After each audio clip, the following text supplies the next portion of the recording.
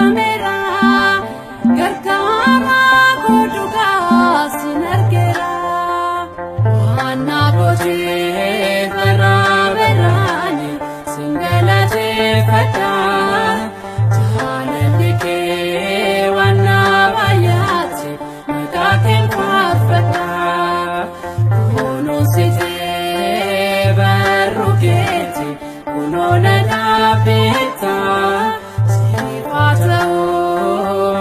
ulfina kee aarsaan koo galata.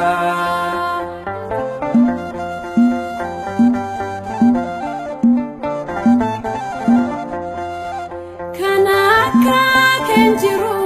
yaa gooftaa koo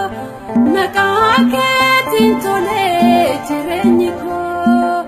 seenaa koo jijjiirtee na dhaabdetta fayyisaa lubbuu koo naaf taatetta waanna boojii karaa beraani sin galateeffadha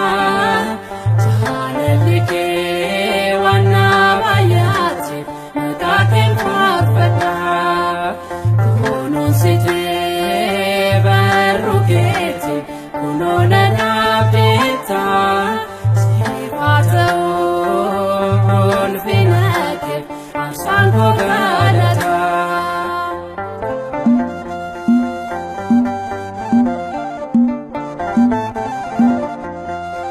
Dinni natti marsee na doorsisu akka leenca adee obaroodus tiksee kooti ati yeroo hundaa kan sitti baqateef ati dhahoodha waanna boojii karaa beraani sin galateeffadha jaalalli kee waanna baay'aati maqaa kee faarfadha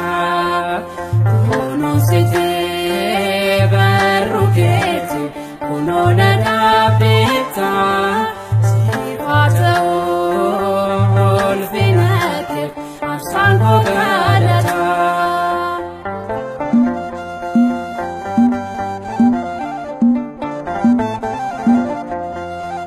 Hirkoo gaarii qabaa irraafamu eenyuree kan waaqaa koon dorgomu ni caalaa gooftaan koo gargaarsisaa naaf baay'ateera jaalallisaa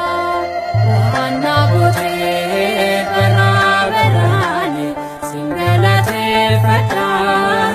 jaalalli kee waanna baay'aati maqaa kee faarfadha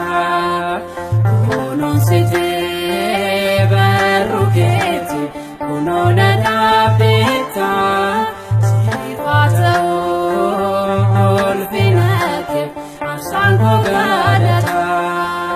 waanna boojii karaa beraani sin galateeffadha jaalalli kee waanna baay'aati maqaa kee faarfadha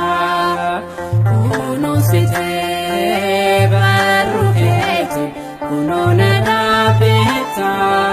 siif haa ta'u